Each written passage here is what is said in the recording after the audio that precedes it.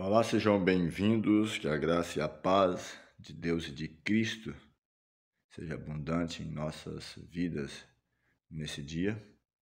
A você que está acompanhando aí pela Rádio 97, a voz que clama história e profecia, ou você que estará também acompanhando através do YouTube, e seja ricamente abençoado pelo Senhor. Nessa série de temas, as considerações dos livros proféticos e hoje considerações sobre o livro de Miqueias. O livro de Miqueias é um livro pequeno, um livro de 7 capítulos. Na Bíblia de Estudo Andrews diz que nós não temos muita informação a respeito de Miqueias, elas são limitadas. É dito também que é provável que o seu nome seja uma forma abreviada do nome Micaías, e o significado é quem é como Yahvé, quem é como Senhor, e ele aqui faz um comentário de que não se trata do mesmo Micaías que trouxe uma profecia lá no tempo do Reino do Norte, de Acabe. Isso aconteceu aproximadamente entre o ano 874 e 853 antes de Cristo. Falando um pouco sobre o livro em si, o conteúdo e temas do livro de Miqueias, a mensagem básica, a mensagem central é dizer que Deus odeia e condena o pecado, seja ele no aspecto religioso, seja no aspecto econômico, social, não importa em qual área. E por causa do pecado, o Senhor precisaria julgar e punir seu povo. Então essa é a mensagem central do livro de Miqueias. Ele diz ainda que a ruína estava prestes a sobrevir. Mas aí eu sempre trabalho nessa dinâmica, não somente na minha série de temas, mas os próprios livros trazem isso. Apesar dele falar desse juízo, por outro lado, há esperança. E por que há esperança? Porque Deus, ele é misericordioso, Deus, ele é compassivo, Deus, ele é perdoador, ele perdoa. É claro, é preciso que eu procure esse perdão. Os pontos que podem ser destacados ao ler o livro, vou sintetizar dentro em breve aqui com vocês, esses 7 capítulos, só trazendo a introdução, mas você pode fazê-lo com calma, capítulo a capítulo, versículo a versículo, mas há pelo menos 3 pontos ou 3 passagens que é mais famosa no livro de Miqueias. A primeira está no capítulo 4, versículo 3, e ela é um paralelo também com Isaías capítulo 2, versículo 4. Você pode depois fazer essa comparação. E ela fala sobre a paz, e essa paz ela ocorreria quando as espadas fossem transformadas em relhas de arado. Ou seja, a espada, naturalmente naquele contexto, hoje talvez nem tantos, né? Mas naquele contexto era um instrumento primordial para a guerra própria de um soldado, para um confronto. Então ele diz que essa paz viria quando as espadas se transformassem em relhas de arados, ou no instrumento próprio para a agricultura, para cultivar o solo, não para a destruição, não para a guerra. Então, uma mensagem interessante. Miqueias também, capítulo 5, versículo 2, ele profetiza o nascimento de um governante sobre Israel. Quem é esse governante? É o Messias, o Salvador. E isso aconteceria na insignificante Belém, Efrata. Vamos ver daqui a pouquinho no estudo do livro de Miqueias. E Mateus ele até mesmo faz a citação, né, desse versículo quando ele se refere a Jesus. Isso você vai encontrar no livro de Mateus, capítulo 2, versículo 6. E a última parte, né, mais famosa do livro está em Miqueias, capítulo 6, versículo 8, onde ele sintetiza as exigências de Deus, a prática da justiça, ao amor, à misericórdia e a um andar humilde com o Senhor. Então, esses 3 versos, nesses 3 versos, é possível ser sintetizado aquilo de mais importante aqui do livro de Miqueias. Então, queremos considerar, né, esse livro com você, as partes principais desses 7 capítulos, e procurar ver qual é a relação ou aplicação que podemos fazer para a nossa vida.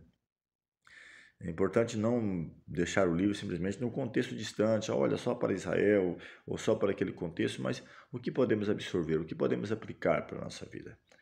E a você que nos acompanha aqui pela Rádio 97, que acompanha pelo YouTube, você pode também ter acesso a mais de 300 temas no próprio YouTube, temas assim no contexto geral dos principais livros da Bíblia, mas você também pode ter acesso a reflexões menores que falam da mesma linha de pensamento, mas mensagens mais breves, de 1 minuto, 2 minutos, 3 minutos, depende do assunto. E você pode ter acesso a isso no Facebook, Kawaii, TikTok, Instagram. E até falei, né, para aqueles que são moradores aqui de Machadinho do Oeste, Rondônia, você pode também participar dos nossos encontros semanais, onde nas sextas à noite nos encontramos para meditar na Palavra de Deus, onde temos uma classe bíblica voltada inicialmente mais para familiares, amigos, vizinhos, mas que lá pode ser extensiva. Caso queira falar conosco também, pode estar ligando no nosso telefone 984-87-2712, onde você pode fazer perguntas. Trabalhamos também, claro, para aqueles que fazem parte dos nossos contatos, sabem disso, mandamos reflexões pelo WhatsApp, mensagens, também utilizando tudo aquilo que está ao nosso alcance para difundir, para falar da Palavra de Deus. Uma maneira que você pode fazer, além de estar nos acompanhando, é curtir, comentar, compartilhar a Palavra de Deus, tornando essa mensagem acessível a todos aqueles que nos são queridos, que te são queridos. Então, essa mensagem é relevante, se ela toca o seu coração, não há por que você não compartilhar, não falar. Talvez já ouvi muitos dizer, mas eu não sei cantar, eu não sei pregar, não sou um pregador. Mas nós pregamos não simplesmente quando somos, né, pregadores, propriamente dito, professor ou um cantor, mas quando testemunhamos, quando oramos por alguém, quando temos o desejo de que os nossos queridos sejam salvos, né, de colocá-los nas mãos do Senhor, filhos, familiares, pais, mães, esposa, e as pessoas das quais gostaríamos de estar conosco ali na renovação, nesse reino que é prometido a todos nós. Vamos ter uma palavra de oração e depois então vamos entrar nas reflexões ou considerações propriamente ditas sobre o livro de Miqueias. Eterno Deus, bondoso Pai, te agradecemos pelo cuidado, a proteção. Rogamos a unção do Teu Santo Espírito para que possamos entender a mensagem desse dia. Abençoe a cada pessoa que estará ouvindo através da 97 FM, aqueles que acompanharão pelo YouTube. Que a graça do Senhor alcance e que o Senhor possa operar na vida de cada um segundo a tua vontade e teu querer. São bênçãos que te pedimos e agradecemos em nome de Jesus. Amém. Pegando aqui então o capítulo 1, ele já fala de ameaças contra Israel e Judá, eu já falei algumas vezes, né? Parece dividido Israel e Judá, que eram as 12 tribos de Israel, onde o reino do sul e o reino do norte, e reino do sul as 2 tribos, o reino de Judá, e o reino do norte as 10 tribos, reino de Israel. E aí deixa bem claro que a palavra não é de Miqueias, palavra de quem? Palavra do Senhor, que em visão veio a Miqueias, morastita, nos dias de Jotão, Acás, Ezequias, rei de Judá, sobre Samaria e Jerusalém. Então é uma mensagem que estava voltada a princípio para o contexto de Israel como um todo, o reino do sul e o reino do norte. E ele apela: ouvi todos os povos, prestai atenção, ó terra, e tudo que ela contém. E seja o Senhor Deus testemunha contra vós outros, o Senhor desde o seu santo templo. Então ele conclama as nações, chama a atenção delas, E ele diz que essa mensagem ela é do Senhor, não é a mensagem de Miqueias. Miqueias é simplesmente o porta-voz que vai estar levando essa mensagem. Então eu peguei aqui 2 versos, né? Você pode depois fazer toda a leitura do capítulo a capítulo, versículo a versículo, procurando absorver as mensagens. O capítulo 2 ele fala sobre ai dos opressores gananciosos. Ele até diz, ai daqueles que no seu leito imaginam a iniquidade e maquinam o mal. E quem sabe a luz da alva ou amanhecer para praticar e para poder colocar em ação,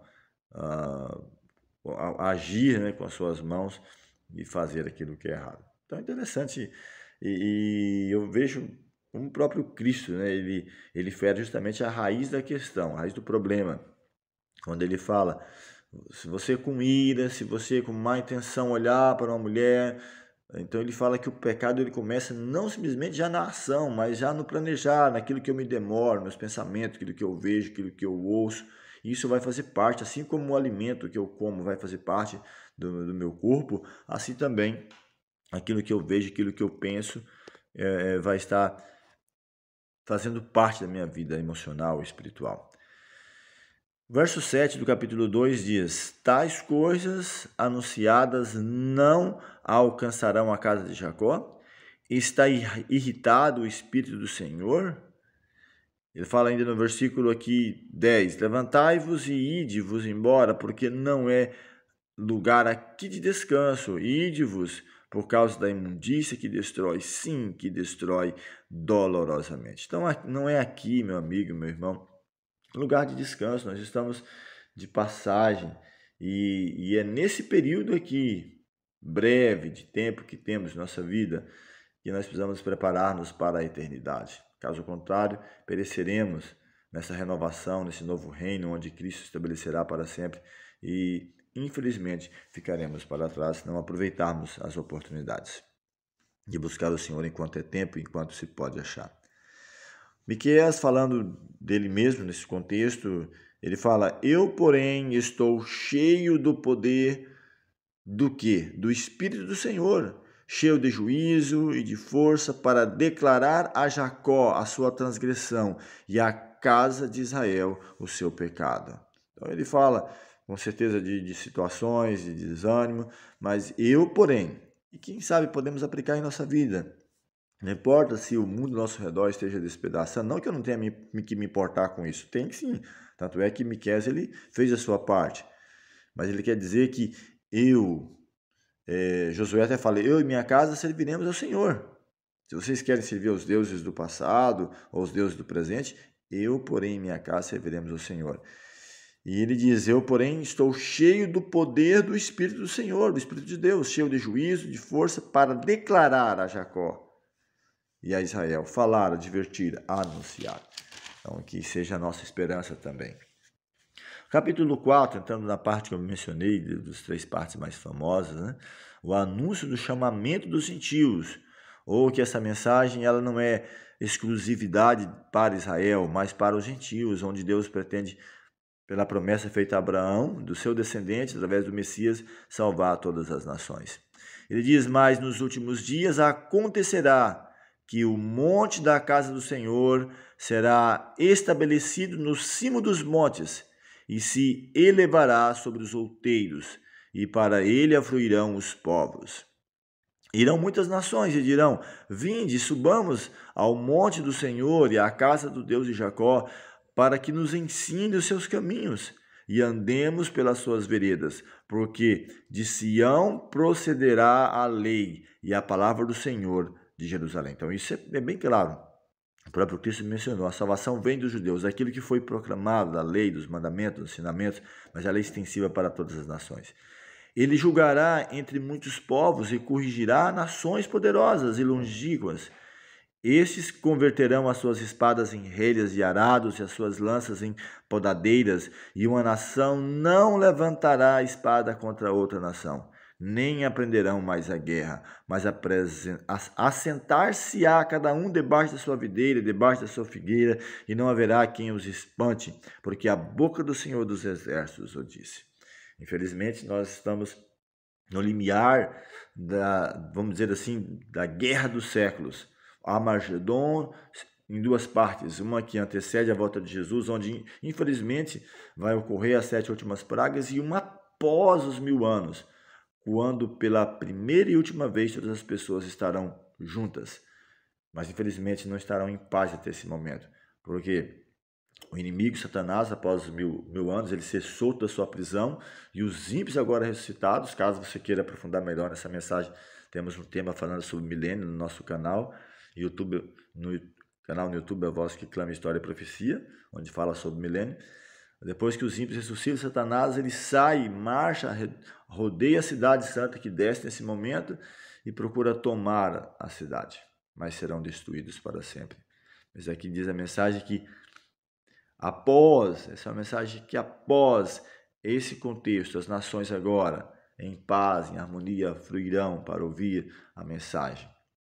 E quem estará ali? O próprio Cristo, os anjos, os salvos, de todas as gerações, podendo viver para sempre e aprender cada vez mais da palavra do Senhor. O versículo 9 diz assim: a ti, ó torre do rebanho, monte da filha de Sião, a ti virá, sim, virá o primeiro domínio, o reino da filha de Jerusalém. O primeiro domínio de paz, onde antes do pecado reinava harmonia e paz no céu, em todos os mundos. Então virá esse primeiro domínio. Não é um domínio babilônico, nem dos medos e persas, nem da Grécia, nem de Roma, nem dos Estados Unidos, ou Rússia, ou China, ou qualquer outra nação que queira sobressair, ou de qualquer reino da Europa, porque cada um em seu contexto mostrou que se tornou indigno. Paulo escreve que nós não temos aqui cidade permanente, mas buscamos aqui a de vir, porque cada um do contexto humano é justamente isso, é humano, é carne. O orgulho, a arrogância sobem a cabeça e não reina com justiça. Pedro escreveu: nós, segundo a sua promessa, aguardamos novos céus e nova terra, nos quais habita a justiça. E isso sim é o que é mais importante. Entrando para o capítulo 5, o segundo ponto, mais em destaque, do livro de Miqueias. Aqui ele fala justamente uma profecia sobre o nascimento do Messias e seu reinado. E ele diz, versículo 2: e tu, Belém Efrata. Eu até mencionei na introdução, é uma das pequenas, ele até fala, pequena cidade de Israel. Tanto é que quando os discípulos encontram Cristo ali, é mencionado sobre de onde veio. Ele diz, mas pode vir alguma coisa boa de Nazaré? Então era o questionamento, né? E tu, Belém Efrata, pequena demais para figurar como o grupo de milhares de Judá. Quem sabe uma cidade significante, simples. E ele menciona, de ti me sairá o que há de reinar em Israel, e cujas origens são desde os tempos antigos, desde os dias da eternidade. Então aqui já nos mostra que Jesus ele não veio a existir simplesmente quando nasce ali em Israel, de Maria. Mas Jesus, ele como eterno Filho de Deus, do Eterno, aquele que é incriado, existente por si mesmo, ele deixa os céus, a glória, e isso é um mistério, né, que nós não sabemos explicar, e nasce como uma indefesa criança, cresce, vive de uma maneira mais simples.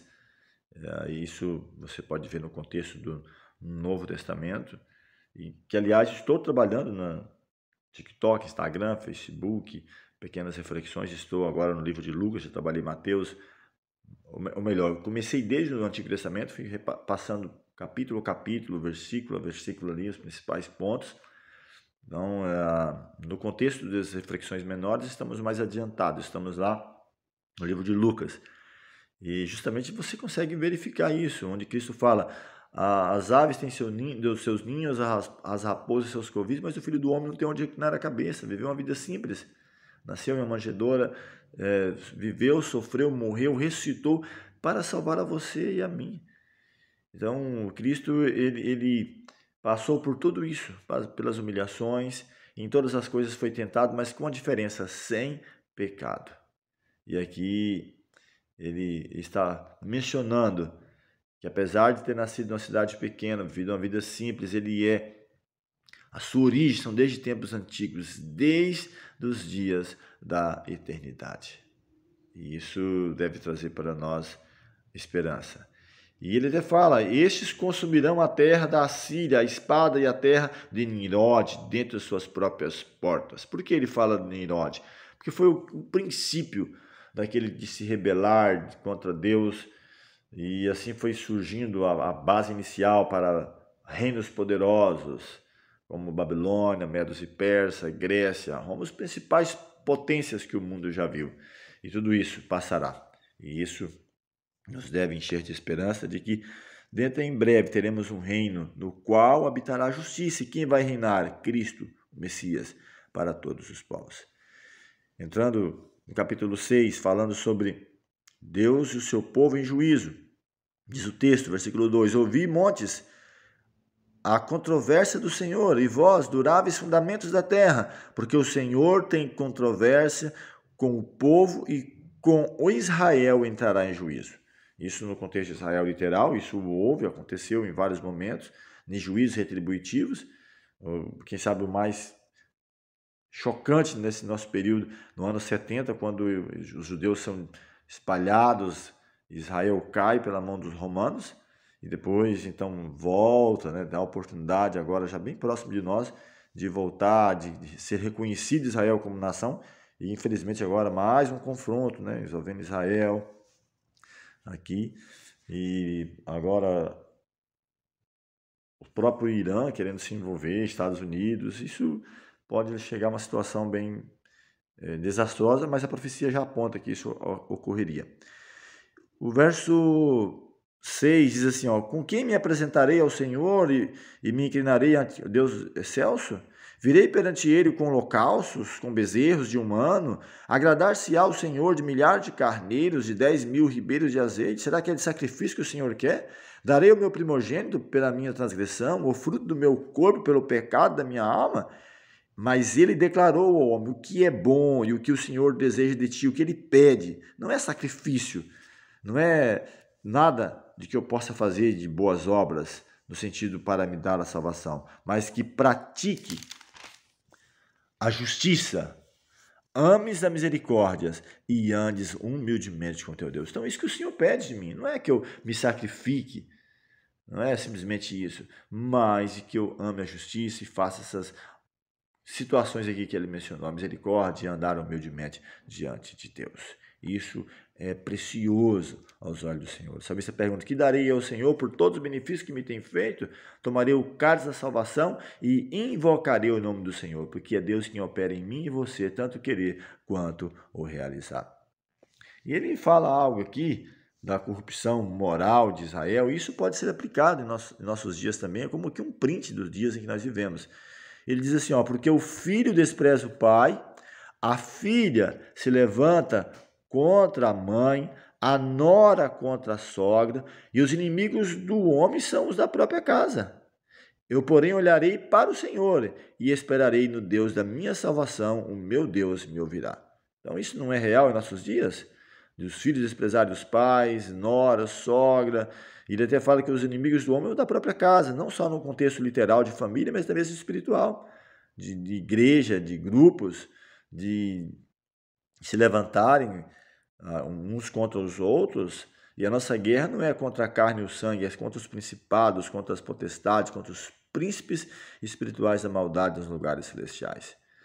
E entrando para a parte final aqui, do capítulo 7, ele fala, ainda que eu tenha caído, levantar-me-ei. Se morar nas trevas, o Senhor será a minha luz. Então, mesmo que eu caia, o próprio de quem cai é levantar. Se tiver trevas, problemas, o Senhor vai ser minha luz. O verso 13 ainda diz, todavia a terra será posta em desolação por causa dos seus moradores, por causa do fruto das suas obras. A terra está contaminada por causa dos seus moradores. Transgride as leis, quebra os estatutos e muda a aliança eterna. Já falamos sobre isso em algumas mensagens. Isaías fala sobre isso. Por isso, a maldição consome a terra e poucos homens restarão. Mas o Senhor promete salvar, restaurar, renovar. E eu vou fechar a partir do versículo 18, onde diz: quem, ó Deus, é semelhante a ti? Então é o significado de Miqueias. Quem é semelhante ao Senhor? Que perdoas a iniquidade e te esqueces da transgressão do restante da tua herança? O Senhor não retém a sua ira para sempre, porque tem prazer na misericórdia, tornará a ter compaixão de nós, pisará aos pés as nossas iniquidades e lançará todos os nossos pecados nas profundezas do mar. Mostrará a Jacó a fidelidade e a Abraão a misericórdia, as quais juraste aos nossos pais desde os dias antigos. Então eu tenho que me firmar, você também, ouvinte da 97, ou que acompanha através do YouTube, me firmar não na minha própria justiça, mas na justiça do Senhor, na misericórdia do Senhor, porque em Lamentações 3, 22 e 23 diz que as misericórdias do Senhor é a causa de nós não sermos consumidos, porque elas se renovam cada manhã, grande é a sua fidelidade. Que essa mensagem venha tocar o seu coração. Nós sempre falamos que mesmo quando o Senhor traz mensagem de juízo, de advertência, ela é misturada com misericórdia, desejo de salvar. Nesse contexto do livro de Israel, mas também no contexto de salvar o mundo, as nações, a sua família, você, que venhamos crer nessa promessa.